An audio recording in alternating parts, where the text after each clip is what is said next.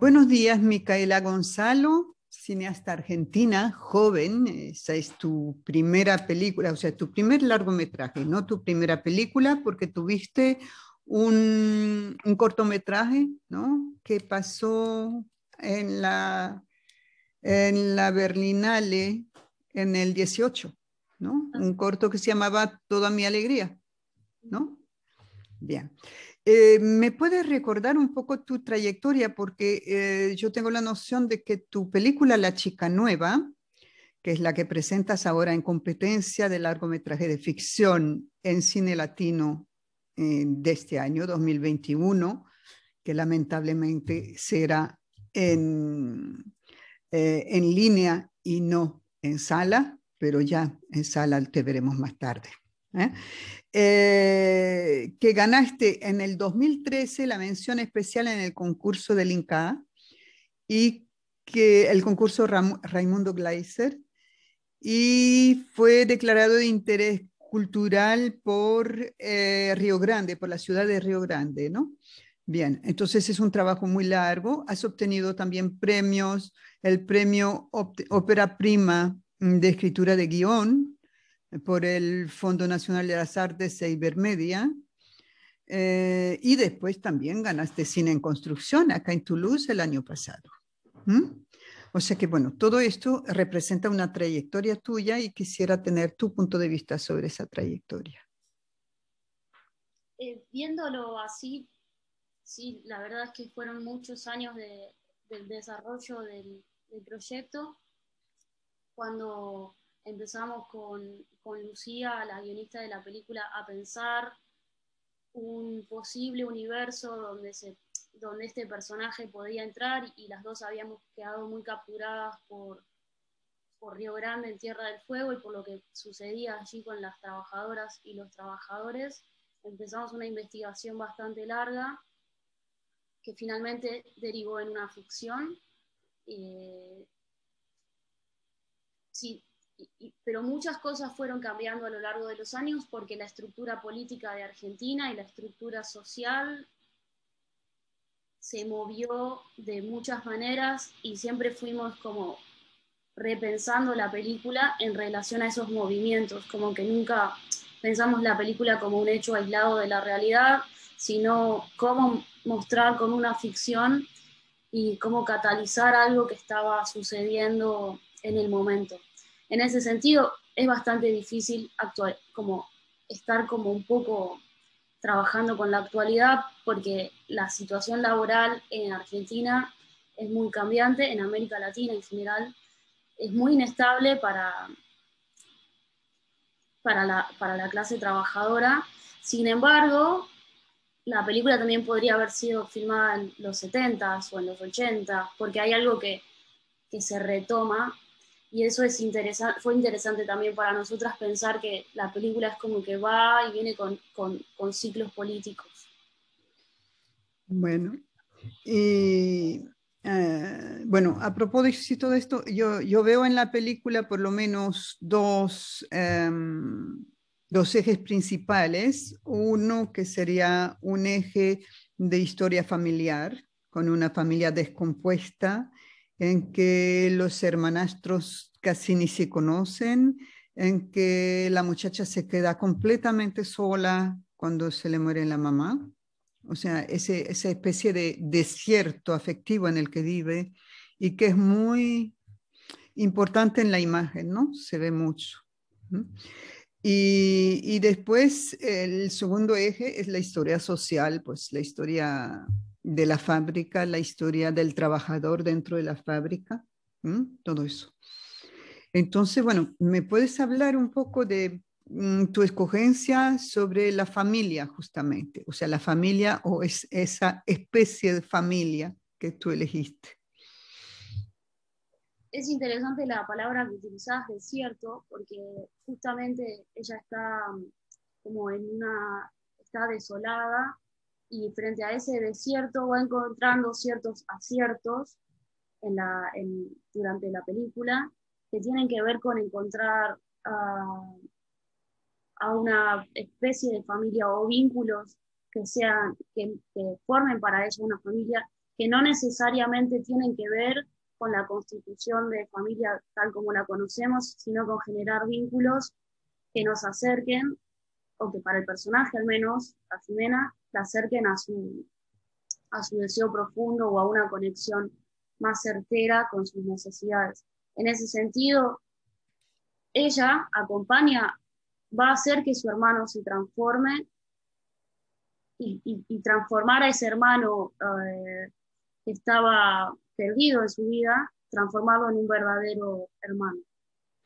Sí, lo que yo veo es que también al principio, porque el viaje es bastante largo y tú lo haces largo, quiero decir que uno siente esas horas de autobús, son muchos kilómetros, un autobús no avanza muy rápido y ese viaje es largo, el estar en la calle sola también es largo.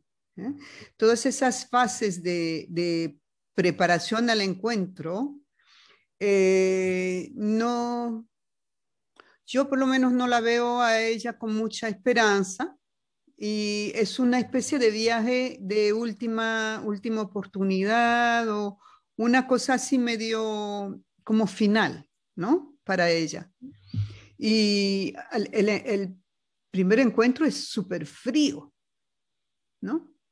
O sea, creo que el hermano también la transforma a ella, porque ella no tiene ni un asomo de sonrisa hasta que él le logra sacar una sonrisa, ¿no? Sí, la verdad es que ella es como que es su último arrojo. Bueno, desesperado se sube a este viaje como puede. Y es cierto que el hermano también, junto a otros vínculos, hacen a su transformación, porque eso es muy importante para la película, y una forma también de estar en el mundo, que es entender que los vínculos que vamos atravesando nos transforman de cierta manera, y en particular para este personaje eso es muy, muy importante, porque ella no puede sonreír. Obviamente una persona que duerme en la calle tiene una imposibilidad de conectarse con la sonrisa o con cierto disfrute del mundo. Ella no está en ese estado cuando comienza, y el hermano y las compañeras de la fábrica van dándole esa posibilidad. Sí, efectivamente le dan acceso a la alegría, o sea, eso es una cosa importante, ¿no? Eh, después, bueno, esta historia, digamos, individual, se enmarca dentro de un contexto social. Entonces, quisiera que me hables un poco ahora del casting para después desarrollar más lo social, ¿no?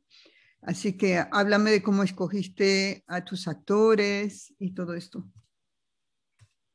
A Mora Arenillas, el que hace el personaje de Jimena, tenía como hace tiempo en vista trabajar con ella, y siento que ella también traía mucho para este personaje, que lo podíamos hacer juntas, y en general para trabajar, como que me fijo eso, si puedo trabajar con esa actriz o actor, porque el proceso de una película es muy largo, y yo a veces como soy un poco tímida y necesito saber que cuento con esa persona para trabajar y vincularme, y también para poder pedir ciertas cosas y saber que de la otra parte hay una disposición de conectarse con en este caso, con un trabajo un poco más angustiante. Y lo mismo me pasó con Rafael Federman, que yo sentí que podía trabajar con él más allá de si físicamente cumplía con ciertos estereotipos, que también yo me quería correr un poco de eso. Yo quería saber si podía trabajar con esa persona, y cuando lo conocí me di cuenta que sí, y también me pasó eso con Jimena Nganussi. Después, otra parte fue casteada, y la mayoría de las personas que aparecen en la película son trabajadoras y trabajadores de la fábrica en Río Grande, de la cooperativa de trabajo. Y eso yo no es que no lo elegí, pero no tuve la posibilidad de decir con este sí, sino que simplemente las personas se iban manifestando en el set, porque fue un poco documental, y es como que ellos se fueron encontrando un poco su lugar, y yo también con la cámara buscándolos a quienes más sentía que tenían esa impronta de demostrar o mostrarse para la película. Ujú. Entonces, o sea, tú hiciste un casting para los dos actores principales, pero después todos los demás fueron autocandidatos. O sea, De alguna manera, sí, los principales, hay un elenco casteado, mm, que también lo fuimos como pensando en relación a esto, quién podía encarar un tal papel un poco más aguerrido, ujú. y después fue así, como que llegamos con estos actores a la fábrica y sí, se fueron de alguna manera autoconvocando. ¿Y cómo fue, cómo sintieron todos la mezcla entre profesionales y no profesionales? Eso fue un trabajo muy interesante para aprender del otro o de la otra de una manera muy fuerte, porque tanto la actriz iba viendo, las actrices iban viendo a las trabajadoras de ahí, y las trabajadoras de ahí que no tenían experiencia en actuación, también iban entendiendo la mecánica del rodaje y iban captando ciertas pautas. Entonces, creo que fue muy enriquecedor en el sentido de que cada parte pudo aprender de la otra. Ujú. Eso está bien. Cuando se tiene ese sentimiento, se siente uno súper bien, ¿no? Ahora, háblame un poco de esa fábrica o sea, yo veo en Argentina hay un cine importante sobre obreros, sobre el trabajo obrero, sobre la situación del obrero, o sea, desde obreros del campo, de las minas, de lo que sea, de la Patagonia Rebelde, la Hora de los Hornos. Después tienes toda una cantidad de documentales sobre las fábricas recuperadas desde el 2001. Hay una cantidad increíble. No sé, creo que yo habré visto unas, por lo menos, no sé, por lo menos 50 he visto, entre cortos y largos, por lo menos. ¿Eh? O sea, hay cantidad, porque he visto las que he visto, pero yo sé que hay más. ¿Mm? O sea que hay una, digamos, un acervo importante. ¿Y cómo te ubicas tú dentro de ese acervo de la lucha popular? Creo que sí hay numerosos films que trabajan sobre la condición obrera o la condición laboral o la descondición, porque la verdad es que es preocupante, pero no registro tantas ficciones, que haya tanta ficción al respecto. Ah, no, ficción tal vez no, documental más que todo. Mm. Como que yo al principio pensaba si sobre este tema, sobre la fábrica en Río Grande, podía ser un documental, pero tengo la sensación de que la ficción es como un canal más directo a cierto público, y, no sé, fui imaginando cosas que no forman parte de la realidad y que las quería contar de manera ficcional, o cosas muy complejas que no me imaginé cómo podía encontrarlas de una forma documental, pero me parece que la ficción, aunque sea ficción, tiene de alguna manera, o para mí, debería también reflejar la realidad, o ese filtro que uno puede ponerle a la realidad o a la actualidad trabajadora. No, tuve esa sensación y un poco la sostengo, que la ficción no tiene que ser solo como un arco de ciertos temas, sino que puede haber un arco para la clase trabajadora. Claro, por supuesto que los puede haber. Y está bien participar en esto. Luego, sí, había una cosa también sobre tu personaje femenino que está al principio de la película en una situación muy desesperada, pero a la vez ella es profesional, ella no es una muchacha ignorante, ella tiene una profesión, no la ejerce, no se sabe por qué, pero bueno, eso no importa. Pero cuando se le abre la posibilidad de ejercerla y le hace una propuesta el hermano, ella lo piensa y después decide otra cosa. O sea, decide, elige la condición obrera, elige participar en el movimiento. Entonces, yo quiero ahora que me hables de eso, de ese momento en que la persona pasa de un proyecto individual a un proyecto colectivo. Yo que la sensación que me da en relación a Jimena es que en ese proyecto individual no estaba funcionando. Primero, porque no estaban las condiciones económicas para ella, para, en todo caso, no es una profesional, sino que tal vez tiene un oficio aprendido, y muchas veces los oficios aprendidos tampoco son fáciles de encontrar un espacio laboral, sobre todo cuando la autoestima está tan baja. Y siendo que no estaba dando resultado en su vida un trazo individual, sí lo encuentra en el colectivo. Uh-huh. Y sí, ahí me parece interesante también pensar por qué un trabajo individual, en este caso es sencillo, o sea, ella puede llegar o no a cortar el pelo o a trabajar en una peluquería. Sin embargo, se le presenta a lo colectivo porque trae más cosas a su vida, trae compañerismo, trae una forma de vincularse con otras personas, y ahí me parece interesante pensar qué traen los trabajos individuales, sobre todo en este momento de pandemia y donde estamos más aislados, y qué traían estos trabajos colectivos donde nos encontramos con otro y qué nos da ese otro. Uh-huh. Bueno, ahora a nivel técnico, tú tienes sobre todo, o sea, la primera parte de la película, pero también en la fábrica, tú filmas mucho las caras. Tú, o sea, filmas a la gente muy de cerca, ¿no? Y después también hay un color dominante, que es el azul celeste. Domina desde el principio de la película. Hasta en la calle los grises son azulados. En el autobús las luces son azuladas. En la fábrica todo es azul. O sea, no sé, hay como un ambiente azul en tu película. En fin, de esas cosas quisiera que hables un poco.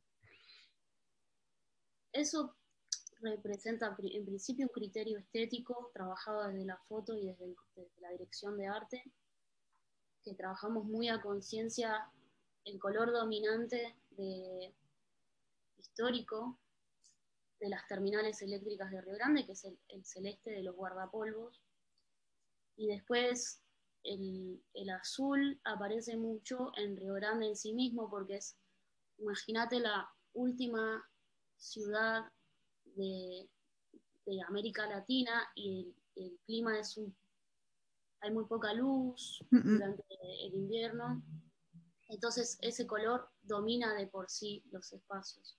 Y en relación a filmar de cerca, nos fuimos adaptando, la película tiene mucho de documental, y fuimos encontrando que en los rostros tal vez había más verdad que en filmar los espacios grandes, y por otro lado es una condición de producción de que cuando filmás con un esquema chico, te acotás bastante. Uh-huh. Y hay un criterio estético también que era para mí quedarme muy pegada al personaje para un poco mostrar su sensación de asfixia, que se va abriendo mediante ella va a espacios un poco más abiertos, pero sí era el criterio también quedarse cerca del personaje. Sí, la primera vez que te alejas un poco en la escena de la playa, en que allí sí, y justamente se le abre a ella los horizontes. O sea, yo lo encuentro muy significativo el uso del plano cercano, ¿no? pasar de un encierro a una liberación. ¿Mm? Claro. Bueno, eso está muy, muy bonito, muy logrado en tu película. Eh, y bueno, ¿tú tienes actualmente otros proyectos?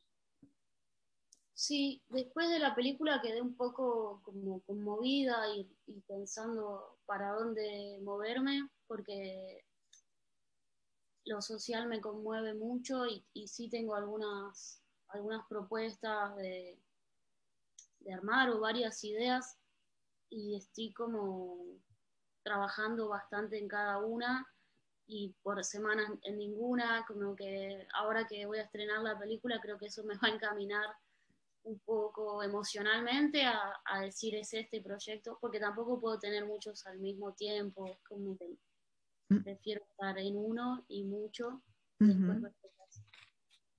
Bueno, entonces te esperamos para el próximo después, ¿eh? Porque, y esperemos que podamos hacerlo en presencia. Pero bueno, te agradezco mucho tu participación en esta edición muy particular de este año, ¿m? Que por lo menos tiene la virtud de existir y que nos permite, bueno, intercambiar un poco algo de tu persona para el público nuestro. ¿M? Muchas gracias, Odil, y a Cine Latino por incluir a la chica nueva en la programación. Gracias a ti. Un saludo grande. Un saludo grande.